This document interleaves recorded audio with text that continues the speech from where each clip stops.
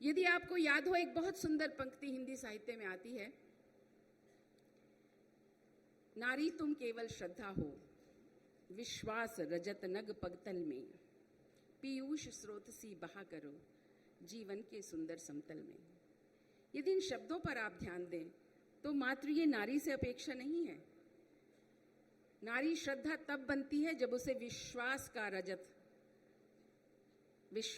रजत पथ मिलता है, वो पगतल मिलता है, तब वो श्रद्धा से बड़े आराम से रह सकती है। और पीयूष स्रोतसी भी वो तब बह सकती है जब उसे जीवन का सुंदर समतल मिले। और जीवन का सुंदर समतल तब मिल सकता है जब पूरा परिवार और समाज उसके प्रति वही विश्वास रखे जो वो श्रद्धा के साथ उनके साथ रख रही है। इन पंक्तियों को यदि हम एक दृष्टि से देखते हैं तो प्रायः युवा पीढ़ी ये प्रश्न करती है, ये महिला से अपेक्षा क्यों? परंतु यदि आप इसको सही दृष्टि से देखने का प्रयास करें तो वो अपेक्षा दोनों से है। आप तभी तक श्रद्धा और विश्वास के साथ चल सकते हैं जब दोनों तरफ से वो विश्वास आता है। और ये दृष्टि बच्चियों के बीच में, जो आज की युवा पीढ़ी है उसके बीच में, फिर से मैं कहती हूँ, लाने का श्रेय हम ही लोगों को मिल सकता है जो इस समय का शिक्षक है और इस समय की शिक्षिका है। ये हमारे सामने चुनौती है क्योंकि बच्चियां प्रश्न करती हैं कि ये हमसे क्यों पूछा जाता है, ये हमसे क्यों कहा जाता है। और भारतीय दृष्टि पर विशेष तौर पर प्रश्न करती है क्योंकि एक हमारे सामने जो फेमिनिज्म या नारीवाद की चुनौती रखी गई, और नारीवाद अपने आप में पूरी तरह से एक नकारात्मक दर्शन है क्योंकि वो वहां तक पहुंच गए कि पुरुष को देखते ही आप अविश्वास और अश्रद्धा से भर जाएं और संघर्ष करना आरंभ कर दें, जो अमेरिका के फेमिनिज्म में या फ्रांस के फेमिनिज्म में शुरू हुआ। लेकिन दोनों ने उसको फिर समाप्त, अब जहां पहुंचे हैं, मैं समझती हूं अब भी यदि किसी समाज को हम बहुत अधिक महिला के प्रति असहिष्णु देखें तो वो यूरोप और अमेरिका के समाज हैं। और मैं राजनीति वैज्ञानिक हूं, उस दृष्टि से कह रही हूं।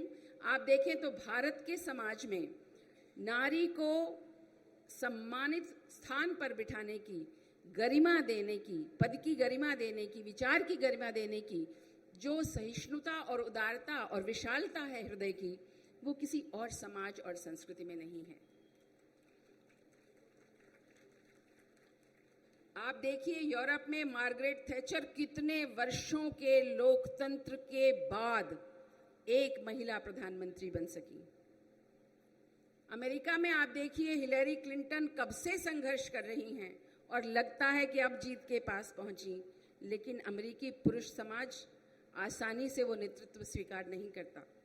और आप पूरे एशिया में और भारत में देखिए, यदि किसी महिला में थोड़ा सा पोटेंशियल दिखता है, थोड़ा सा कौशल दिखता है, तो पूरा समाज उसे हाथों पर उठाने को तैयार होता है और नेतृत्व में बिठाने को तैयार होता है।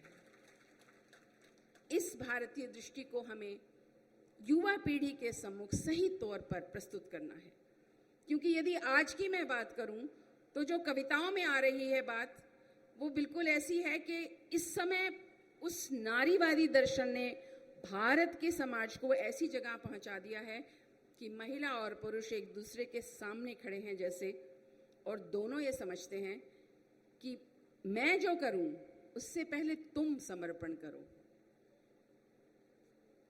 एक महिला ने, किसी ने कहा था ये कि अब हम जहां आ गए हैं वो ऐसी स्थिति है कि हम शीशे के घरों में रहने लगे हैं।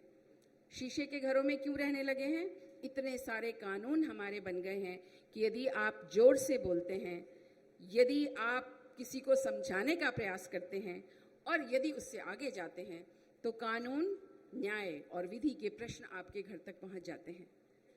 तो ये शीशे के घर में रहना हुआ। आप अगर अपनी पत्नी से कुछ कहते हैं, आप अपनी बेटी से कुछ कहते हैं, डोमेस्टिक वायलेंस का जो हमारा एक्ट आया, और वो एक्ट जो हमने नहीं बनाया था, वो आप याद रखिए, वो केवल वर्ल्ड प्रेशर से बनते हैं, जिसको आप वर्ल्ड बैंक कह लीजिए, यूएनडीपी कह लीजिए, जो मल्टीनेशनल एजेंसीज हैं, उन्होंने हमारे सामने मापदंड बनाए हैं अपनी सभ्यताओं और संस्कृतियों के मापदंडों के आधार पर। और ये कहा यहाँ बहुत हिंसा होती है, भारत में बहुत ज़्यादा हिंसा होती है महिलाओं के साथ, इसलिए भारत में इस तरह के कानूनों की आवश्यकता है। यदि आंकड़े देखे जाएं, ये अभी तक पूरी तरह से किसी के सामने नहीं है। हम लोग सब आंकड़े कहीं से उठाकर कहीं उनका प्रयोग कर लेते हैं और ये कहते हैं कि भारत में ऐसा ज़्यादा हो रहा है, लेकिन पूरे विश्व में यदि आप देखेंगे तो फिर भी महिलाओं के सम्मान की बात भारत में, क्योंकि वो मानस में घुसी हुई है, भारत में सबसे ज़्यादा है। और हिंसा और संघर्ष केवल कहीं कहीं पैराडॉक्स के रूप में, कहीं कहीं अपवाद के रूप में आता है। केवल अखबार और जो मीडिया है वो इसलिए उछालता है कि शायद उसे उछालने में उसकी रेटिंग बढ़ती है, लोग पढ़ते हैं, कहीं ना कहीं मन में शायद इस प्रकार के समाचार पढ़ने की रुचि बढ़ती है। तो हम ऐसे समाज में बैठे हैं इस समय, तेरे मेरे घर शीशे के, तेरे मेरे घर शीशे के, कुछ मैं सोचूं कुछ तू सोच, तेरे मेरे हाथ में पत्थर, तेरे मेरे हाथ में पत्थर, मैं भी सोचूं तू भी सोच। ये इस तरह के विचार जो इस समय नारी और पुरुष के संबंधों के बारे में आ रहे हैं, मुझे लगता है अपने अतीत से दृष्टांत उठाकर, अपने दर्शन से वो सकारात्मक विचार लाकर हमें इस प्रकार की मानसिकता में परिवर्तन करना होगा। और इस समय विशेष तौर पर इसलिए आवश्यक है क्योंकि शिक्षा का प्रसार हो रहा है और शिक्षा वो नहीं है जो अभी तक हम देते रहे। शिक्षा का उद्देश्य, जैसा आप पीछे देख रहे हैं, सा विद्या या विमुक्तये, परंतु वो हमें हर प्रकार के बंधन से आज़ाद कर दे, ऐसा नहीं है। यदि शिक्षित हो जाएं तो हम अपने आदर्शों से भी मुक्त हो जाएं, ऐसा नहीं हो सकता। वो विद्या वो होनी चाहिए जो हमें अज्ञान के बंधनों से मुक्त करे।